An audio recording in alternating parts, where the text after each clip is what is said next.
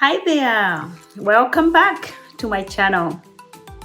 I'm happy that you have tuned back in again, and it's nice to know that you are interested in what we discuss in this channel.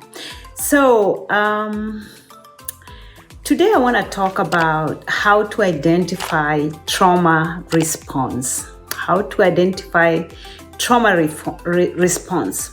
So, what is trauma? So trauma is something that has happened, that has caused a wound. It was caused by an accident.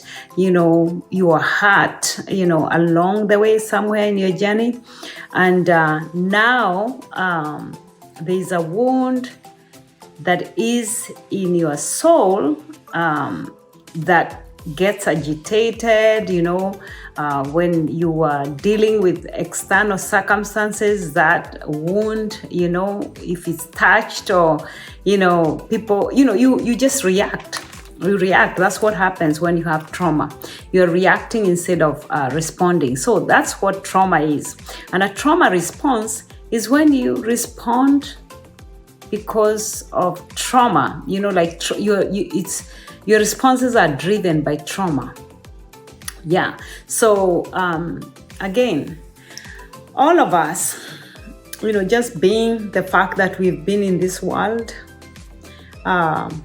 we have been hurt one way or another.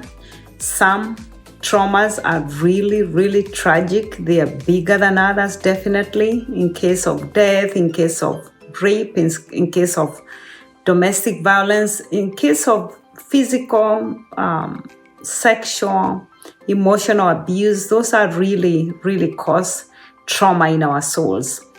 But even if you are fortunate and that actually didn't happen, words are said. Sometimes people didn't mean them, and when we are young, we absorbed those words, and so it formed trauma or wounds or, places where we feel discomfort in our souls. And so that's what trauma does. When you are responding, you're responding from that place of hurt, from that place of discomfort, and trauma also causes wrong thinking, because maybe you are emotionally, or words were said, and now you think about yourself a certain way. So a lot of emotions are actually accompanied with the thoughts. Thoughts and emotions are stored in our souls, and they can be trauma-based. Now, sometimes because of what we talk about in this channel, it feels like we just talk about negative stuff. But we just highlight them because I'm trying to sensitize to people to know how they respond to life, how sometimes they are self-sabotaged, because of these things that we don't pay attention. Yeah, so I do know that there are a lot of things that happen that are good in our lives, definitely. Our soul is full of the love of God. It's full of good experiences. It's good of other, good emotions. So just the fact that we kind of talk about this is just because this is also something that has been forgotten, especially in the body of Christ. And so we're just talking about the good things, but then there are bad things that actually hinder us that we don't get ever to talk about. And this is what the channel is about. So just so you know, that this is not a channel of just bad news highlighting what's wrong with you. That's not the intention of my heart. The intention of my heart is that you are aware, and you are alert, and you are intentional in your thoughts, in your responses. Okay. So I just want to talk about two main things, because I don't want to make this video long, because I want you to absorb it. So because of that trauma, we respond in ways, we respond from trauma. Okay, trauma response, and mainly we respond by freeze, fight, or flight, and other people have added other F's like, found and fright. But I'm going to just talk about freeze, fight, and flight. The response is when you're in danger, you fight or fight, or freeze. And that's how we respond, okay? And so before I even go to that, I want you to know that when you have trauma response, you're going to have things like agitation. You're going to be easily offended because people are constantly kind of stepping on that wound that is not healed. So people that have trauma, they have high lightened agitation. They're agitated, they're offended, they're definitely very easily offended, and they personalize things, and all that. But okay, let's come back to fight, flight, and freeze.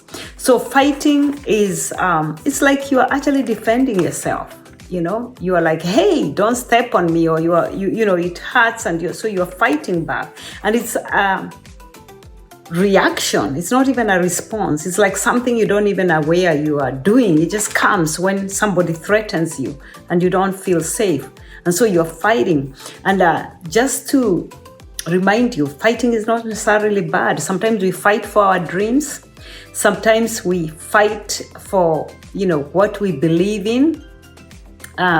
We fight for our loved ones. So fighting in itself is not necessarily actually a bad thing. So it's just when you react and you're fighting nothing, like there's nothing to fight, there's no danger, like nobody's threatening you, but you just find yourself fighting. That's a trauma response. The other one is fly, running away. That has been my trauma response for so many years. I still find sometimes I respond that way. The only difference is that I'm so aware. Once it happens, I will catch myself and I will be like, oh, I responded this way because, I'm afraid, I'm threatened by what somebody said or and I'll process my thinking and I'll deal with it, and then I'll come to the truth, to the other side of fear. But most of the times people don't actually, they just run away. They run away from relationships, they run away from themselves. Or they try to run away from themselves. You can never run away from yourself. Actually, that is the irony, that people leave relationships, they leave church, they leave marriages, they leave, they fly, they run away. Run even from a city, a job, from job to job. People who change jobs every month because they're not getting along with people. But what they don't know is that they have wounds, traumas that they need to deal with. So when they are running away, they think they are running away from those people, but you cannot run away from yourself because what you are running away is in you. It is a mindset, it is a wound. Yeah, so that is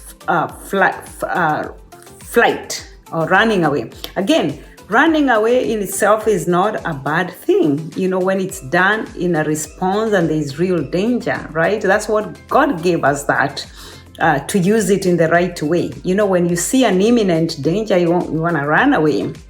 You can run away from a bad relationship, abusive relationship, domestic violence. So you can run away from unnecessary conflict, or where people just want to pick fights, and there's instances when it's okay to run, but we're talking about when is a trauma response, when you're just running because you're afraid. And the point is, this is a self-sabotage issue. You keep on running from relationship to relationship, you keep on running from church to church, you'll keep on running and running and running and never really, getting away because you can't get away from yourself.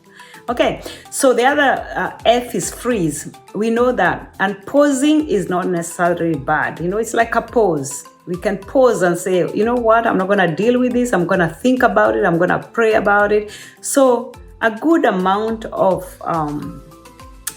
freezing is not bad, but there are people who freeze for long. They numb themselves and they are absent. They are absent from life. Everything freezes, everything stops. They can't go forward. That's a trauma response, and it will self-sabotage you. It will make you get stuck. And then I actually want to talk about an area that we don't usually think about, that is so trauma-based response, but we don't think about it. But I want to say it because it's so common. I find myself doing it all the time. So, and it's common, but it's trauma-based. It's when you, like, somebody tells you something and you over-explain stuff, you know?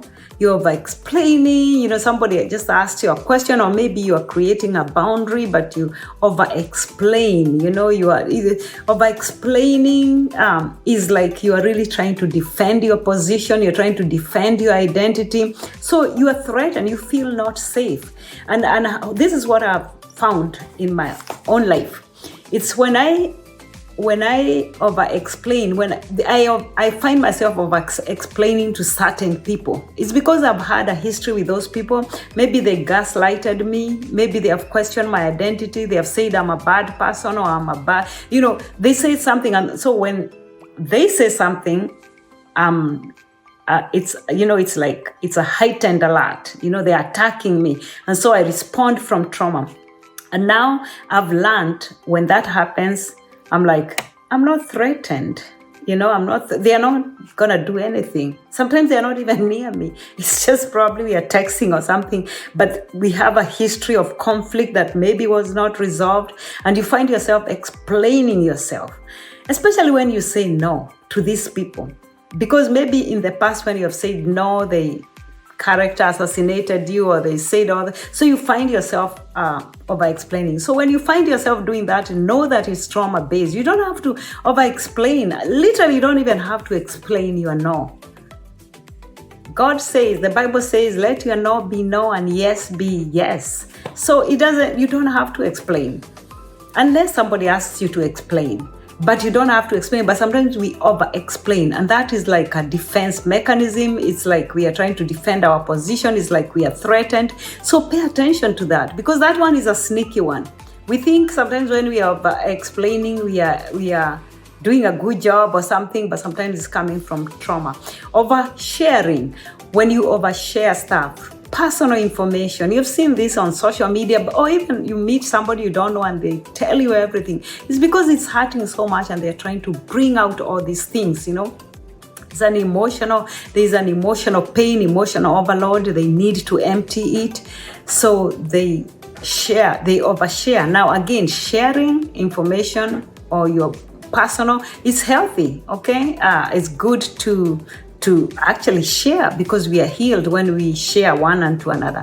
It's oversharing. It's overdoing anything you're doing is a trauma response. Or if you find that you're defending yourself, you're constantly defending yourself, it's because there's trauma. You probably don't believe in yourself. And so you are, trying to defend yourself. Like, see, I'm a good person, or see, I can do this. You know, you're over-explaining, you're oversharing, and that is actually a trauma response. And I wanted to put up that one there because I don't think people even recognize that that is a trauma response.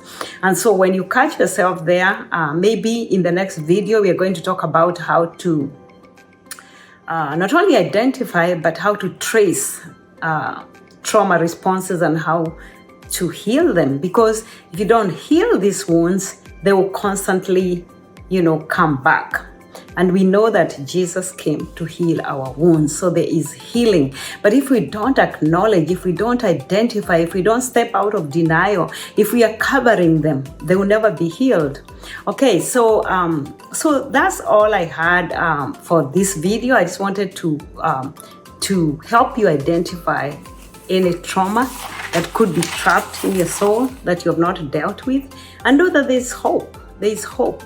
The hope is already there. You are already healed if you can receive that healing by, going through, allowing yourself to go through that pain. Okay? So, again, I just want to remind you to please subscribe to my channel. Make sure that you share the information, you like, you comment. I appreciate that. Okay? Have a good time until the next video.